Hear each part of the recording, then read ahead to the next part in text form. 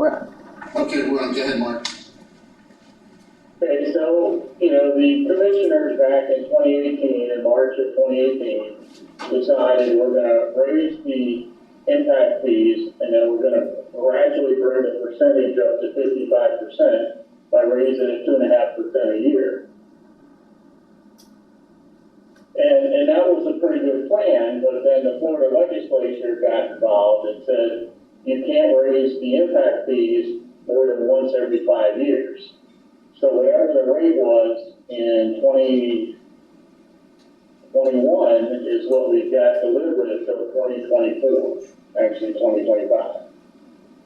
So at that point in time, it's time for the school district and the county commissioners to decide what should that rate be. And there's a whole bunch of urinary Olympics going on. That was the nice way of me saying that, so I know I'm being recorded. Talking to Cecil Pendergrass and others, and actually Roger DeJarlais, the county manager, his take, and this was 2 years ago, was the school district never came in and asked for what they want the rate to be. The school district says we've asked, and there's produced letters, and I've seen the letters from, I have a copy of it, I just can't find them right this second, that here's what we want the rate to be. So, the good news is it gives us a couple years to go actually have either Dr. Vernay, Mr. Parsons, somebody sit down with the county commissioners and say, what do we think the rate should be? The developers are not going to be happy with 100%. So there's some kind of, this idea is if we could just go up 2.5% a year, or, maybe go up, hit the base rate up something, but it has to be a negotiation, and it can't be letter writing, it can't be emails. You gotta sit down in a room and say, what should the rate be? The idea, it's fascinating to me that the district doesn't get to set their own rate. EMS Fire says this is what it's gonna be. Lee County Park said this is what it's gonna be.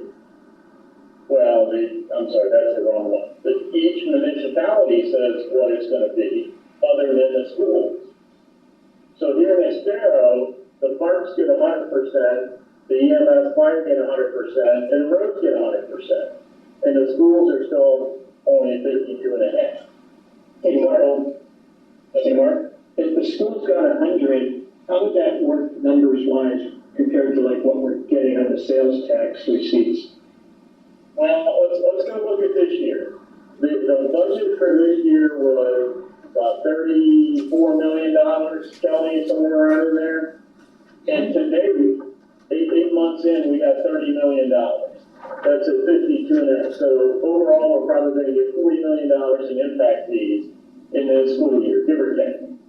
So if you got it somewhere, if you got it at 100%, that rate would be $80 million. Okay, that's only another school, but it's another school per year. If we get settled somewhere, at 60% or 70% something, some compromise for both the commissioners they win their seats by, funding for the developers, maybe another $30-40 million. So there is some compromise in there, and some people will say, you're right, Ken, if we did the sales tax, we didn't have to do the impact fees. And I don't have any of that, I don't go back that far to understand that. Yeah, my feeling on that would be as a negotiation, it seems more appropriate to me to fund school through impact fees rather than sales tax. But I'm not sure, Kelly, maybe how much do we get on the sales tax in a year? It's over 100,000. Give me 1 second. Or 100 million, sorry. Yeah. There I go. Wrong way this time. Give me a second. I'll tell you what. I didn't bring my budget book this time. I should have. Anyway, an interesting analysis would be what the trade-off would be in terms of what we're projecting we need to build schools versus sunsetting the sales tax and replacing it with a 100% impact fee. So that would be a political negotiation, right? And it's a pretty tough one for the county commissioners to argue with because the sales tax. Yeah, and you know who is so opposed to the impact fees being raised is Habitat for Humanity. Okay, anybody that builds houses, they, for the lower income people, we can't afford to do that. Why can't that be exempt? They're not profit, they would just be exempt. You can't. And I actually, because I asked that question, I went back and I said, okay, let's look at the Florida statute and say, your income level, let's put it by income level. If the house is, pick a number, 250K and less, they pay 20%. If it's 250 to 700, you pay, 50, whatever. Nope. It's one rate does it all. And that's what the Florida statute says. Yeah. So that's kind of the discussion there. But I really think, what I really want is I want, okay, what makes the most sense to me is to actually, since we have about a year and a half, that have the school district sit down at the level, either, like I said, Dr. Bernay or somebody on the board with some business acumen, because this can't be, kind of, to me, a teacher, high school principal that's now on the board. It needs to be somebody with some business acumen and some numbers to be able to go to the commissioners, or at least to Roger DeJarlais and say, let's talk. What can we do? And I like your idea too. We could actually, I would propose in-kind payment of impact fees through like giving pieces of land for schools, that kind of thing. They don't have to all be cash, right? Correct, and that's the proportionate share piece. So if you look at Corkscrew Road, I know some of you don't overly care because you don't drive it every day, but Corkscrew Road, the widening process, probably over half the cost of that is being paid by proportionate share in addition to the impact fees. So that was actually, Kelly, you get a kick out of this. I have a meeting tomorrow with Dan Oberski. He's from the TCG. He's the guy with the, we had that guy from TCG that was on a planning group. And so I've been talking to Camerata's president, Ray Blacksmith, and I said, hey, can you give the school district, 50, 60, 80 acres, 100 acres, whatever you need for school? And he said, yeah, we can talk about that. So the idea, he would love to have a school because he could sell more houses. And what they're looking at is this particular parcel, it's Kingston, and it's as far east as you can go and still be in Lee County between Corkscrew and 82. So it could help out with the overcrowding in Lehigh, some others. So there's a lot of issues to me on the planning side that says how many kids do we need, and then but the proportionate share. The developer's ready to give us, and us being the school district, 80 acres. Hey, let's jump on that. Any kind of, and actually, I got a list of what the ones on East Corkscrew have done. They donated the land for a fire station. They donated a bay for an EMS ambulance, and traffic lights and other things. So the developers are trying to be part of the community, and I think we've taken some of the wrong approach. So to me, that's another recommendation. Let's get a meeting with Ray Blacksmith and somebody at the board level, Dr. Bernay, somewhere that says, let's talk about a land donation. Even if they don't have enough kids to justify that school and that development, we're building houses like crazy between, we would kind of cross the current zones, but who cares what zone you're in? We need the schools, and if the developer's willing to give the land, let's go for that. And I also believe that the approvals, every time a new development is built, somebody from the lead planning agency or the municipality planning agency sends a note out to the school district and they say, hey, do you have enough school capacity for this many students if we have this many houses. And the school board never sees any of those. Okay, I think those need to come up to the school board, because you're talking, this is an 18-month process. So the fact that it might take another 20 days to get to the school board meeting, but the school board members, in my mind, need to see that the planning group within Lee District Schools said, we've got plenty of capacity in very, very East Lee, South and East Lee, that we don't need a developer to give us any land. You know, that shouldn't be a decision at the planning level. That should be a decision at the board. So you've got a lot of, you know, it's not just impact fees, proportionate share, planning process. Kind of a lot of it goes together. So there's like 4 recommendations there I'd like to see. Hey, Mark. First of all, thank you for providing this information. It's very informative. This is Greg Brock. I just want to clarify that 5-year waiting period, if you want to call it, does that apply to both you have to wait 5 years in order to ask for an increase in the impact fees as well as an increase in that 52%? The impact, the 52% is the impact fee rate. So if at the end of, they passed that law in 2021. So in 2024, we can negotiate it what we want that to be. And then once we do that, if we set a rate, say we set the rate at 70%, okay, then we have to wait another 5 years to raise it again. But kind of on the other side of the coin, on a proportionate share, even if the developer out of Kingston, which again is way out at the eastern border of Lee and Collier, Hendry County, if we didn't want a school there because we didn't see the need, let the developer kick in, I don't know, $20 million to help us build a school somewhere else on a proportionate share side.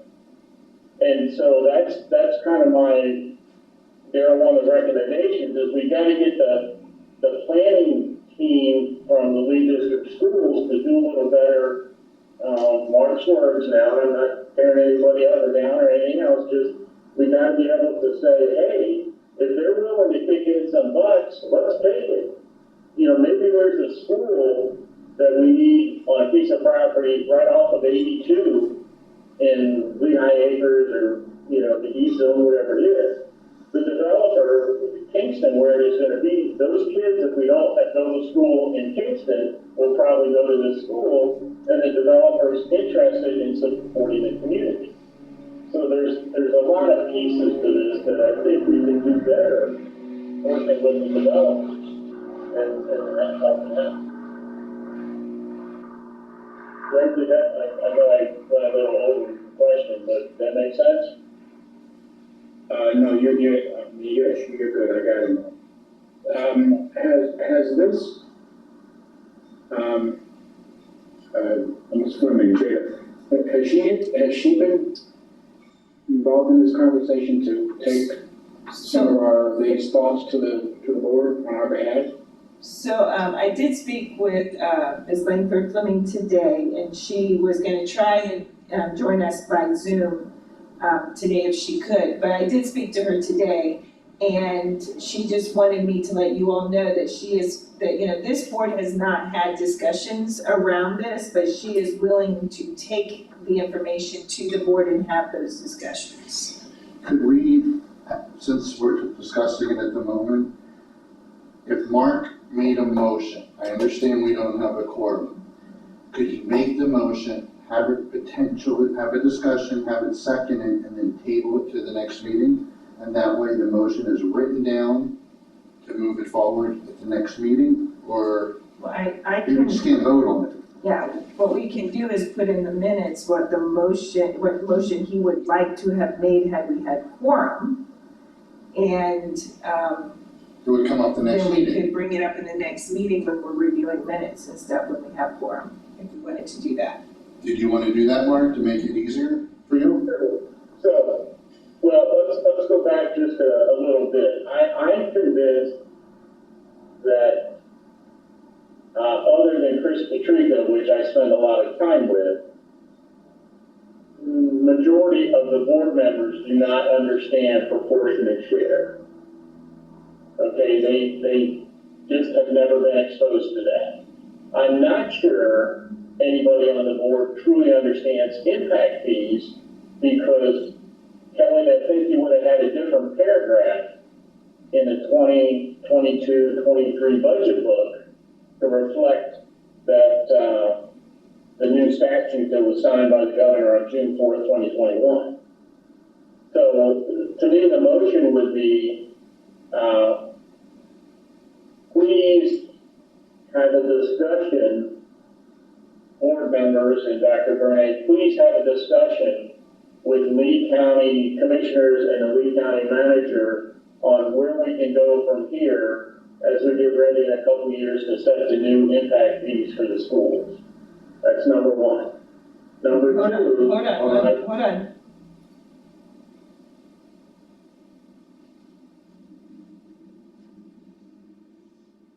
I'm not, this is not my normal job, so hold on. I hear you. Should we have a discussion on that, or have a second, Kelly? I don't think you can even do a motion without having, Okay. so what I have is please have discussions with Lee County commissioners and manager on where we go from here, with impact fees. Is that right? Yeah, where we go forward with impact fees for the school district, yes. Okay. That makes sense to everybody? Yes, it does to me, and I don't know if it should be added, but the point is to start the process now in anticipation of the opportunity coming up within, 18 months or so. Correct.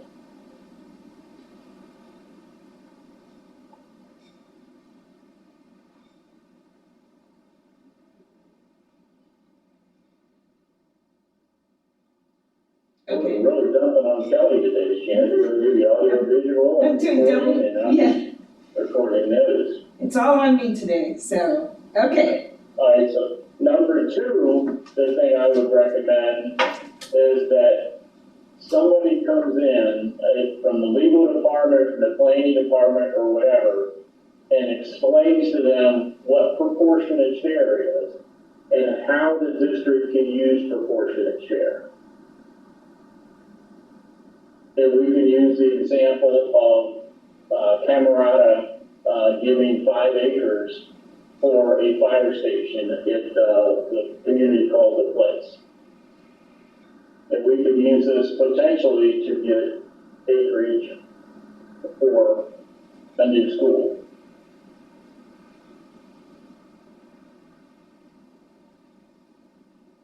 And then the third one Hold I on a would like to second, make. hold on. What I have is someone comes Okay. in from the legal department and or the planning department to explain to the board proportionate share and how we can use it to build schools.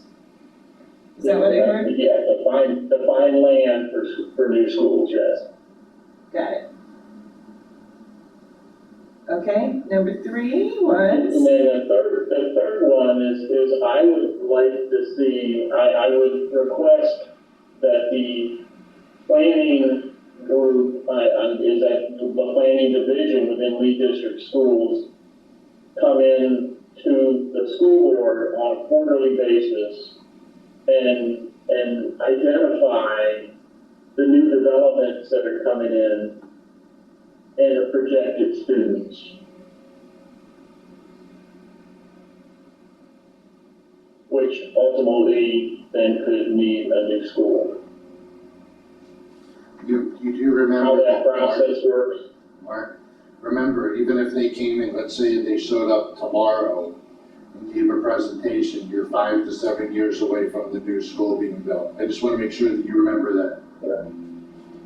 Well, the reason I bring this one up there, and again, I'm a little anal with numbers, excuse me, but the planning district has, the planning division has numbers that says, a house has, a new house, 500 houses in this development. On each average house has 0.2 of a K to 6, point 1 of a middle school and point, 1, 2 of a high school. So if you come in and take Kingston, which is 10,000 homes, and I'm just using as an example, I mean, we can set up a map, and I can work on that the next month to show, what those percentages are. Somehow I lost one, like, I can't find that particular percentage because I had that on a spreadsheet somewhere. But, just come into the school board maybe once a quarter and say, we've reviewed these, 10 planning agency new developments, and here's what we found. Because, so does that make sense, Kelly? Is that what? Yeah, what I have is the request that the planning division come to the school board on a quarterly basis and identify the new developments and the student growth.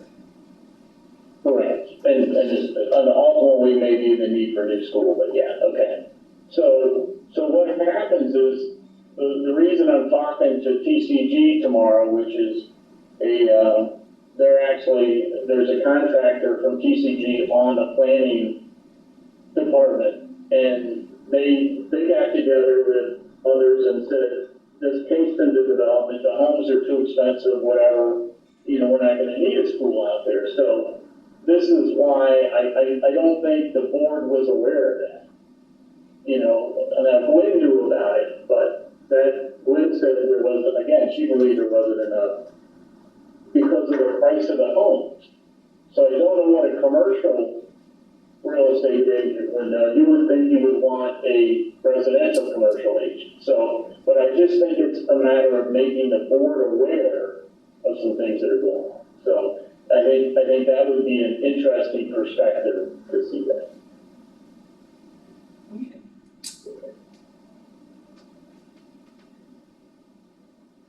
So I just want to clarify one thing. You all were saying 5 years.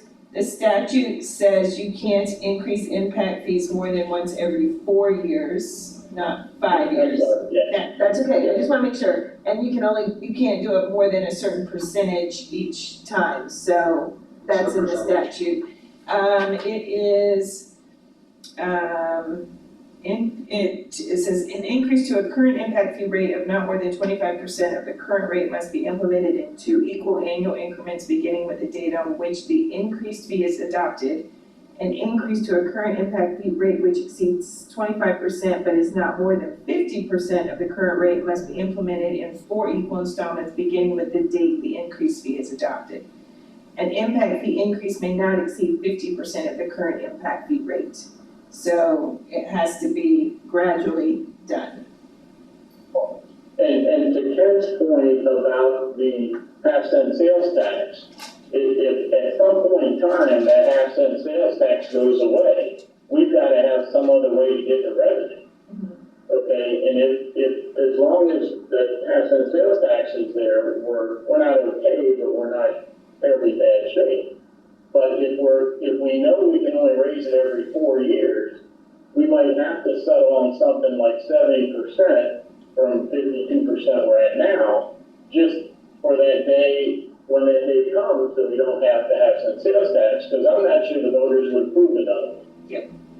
I'm not saying yes or no, but the impact fees, new houses are, they're the ones that are paying for the kids, because they should have the kids, but just my thought, so. So I just want to go back and answer one of Ken's questions. Ken asked about how much for sales tax. We are estimating about 108 million for this year, but we do believe that we're going to exceed that a little bit as well. Okay, so if I can have the stage for another couple minutes. So if you look at the projected impact fees over the next couple of years, we actually went down $1 million in the 2022, 2023 budget. So that seems kind of funny to me because we're going to be up, probably 6 million from our projection this year. So how do we decide, I'm sorry, Kelly, how does the budget people, your team, decide what they think the impact fee is gonna be and even the sales tax? Yeah. Or, So we look at the past trends, where they've been, and we're exceeding it this year because of the growth spurt that we were not expecting to have at this point. So we never expected, especially after hurricane, that we would be seeing the growth that we're seeing. So we base it on that as we're looking, we look at the trends, and then we set a percentage for the out years based on that trend. So those percentages are set on that. So that way, if you have a 1 year that spikes, you still have those other years that were kind of equaled out. And if it continues to spike, then it will continue out that way moving forward. and so for the May meeting, can you provide us, Kelly, the expected next year, the 23-24 impact fee revenue and what you think the projection will be out? Or are you should be getting close to putting that together, huh? Yes. Okay. And I'm not gonna hold you to that number, don't get me wrong, it's just, it's a point in time estimate, and I truly understand that. And it's neat that, in one of the, I get the February 28th report, and it breaks it out by zone. Mm-hmm. And the west zone is still going gangbusters. I think the south zone is gonna be picking up though too, because we're building, there's 20,000 new homes, coming East Corkscrew here, and Bonita's, everything's just booming, so, yeah. So that's kind of the three I had, plus, one homework assignment for Kelly. Okay. We have no public comment. I don't see the board member here, or board liaison here. If anybody has anything good for the good of the order at this point? So I do, as a matter of fact. So we have some people who are in their second term who will need to reapply if they would like to continue on our committee. So I would really like for all of you to apply that are in your second term. Mary asked that we don't do it till July, but she wanted me to keep reminding everyone. So I see the people that are on right now. Alina, you're on your second term. Sandra, you're on your second term. Greg, you're on your second term. And Ken, you are on your second term as well. So I would love if you all would apply. I'm sorry? I'm on my first. Yeah, you just re-upped. Okay. Uh-huh. I'm on my second year. Yeah, I think this is Sandra, I think this is my first year, so I don't know where you sit. Okay, actually, it's what she sent me, so hold on a second, let me go back. So I think I just reapplied, this is the first year. This is the first year at five, so. Okay, so I'm maybe- first year. Hold on a Is second. she on it backwards? Well, I let's think see, you had it backwards. I think she might have. I'm on my second year. Okay, so maybe, I haven't finished the year yet. okay, hold on, let me see. So she sent me. Is it a two-year term? It's a two-year term, and she said, I think she might have got them backwards because, well, Mary, are you on your second term or your first? Second year, you mean? Second year, yeah, I think she's got these confused, so, I'm Let's pretty see. sure I'm on my second and not my first. yeah, so, let's see. Mary, then you would be on your second. Daryl, you would be on your second. Sounds good. And Mark, you would be on your second? No. Yeah. Mark? Yeah, this is my second. Oh, year. Okay, She's on backwards. yeah, she has them backwards, so you see, I mean, I didn't make this up, Yeah, you so. make that up now. You're right. So Mark, Daryl, and Mary, if you all, would like to reapply, and I would like for you to reapply, in July, there will be a place for you to go out and do, that reapplying for the, Finance Advisory Committee. She just wanted me to remind everyone so that you would be aware and be thinking of it. Okay, Okay, with that, since we don't have a quorum, let's adjourn this meeting and plan to Can I vote next make a month. couple of comments? Oh, sure, go ahead, Ken. Right. So one's an observation. So this is the third meeting we've had, and there's been no board member present. Yeah. No board representative. So I want to make that observation.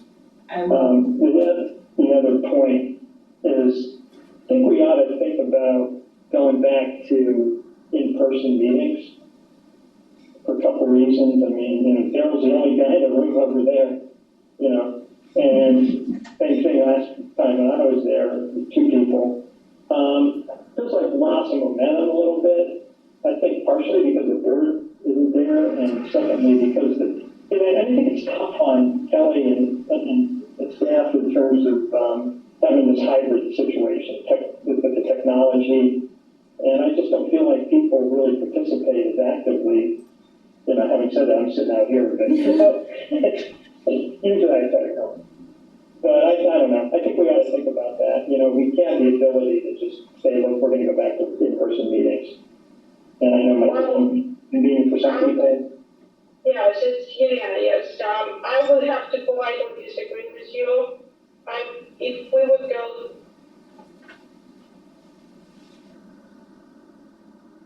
we lost you, Alina. That's my point.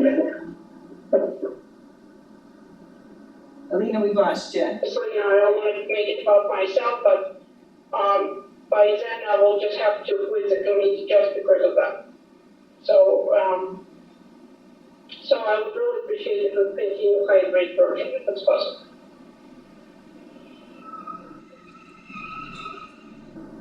Thank you.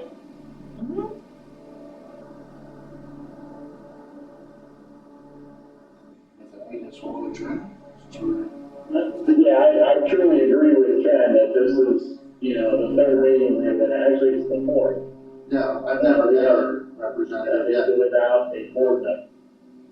And that's, come on, if we're taking our time, and I know they're busy people, don't get me wrong, but Can you send a message, Yeah. Kelly, can you send a message to the board that, this committee wanted to know why for the 4th time in a row, we still have not in person met our liaison? Yeah, I'll talk to Ms. Langford Fleming to see if, she can make a better effort of being here. And She's the only one since 2015, Ken, I think it is, that has had this attendance.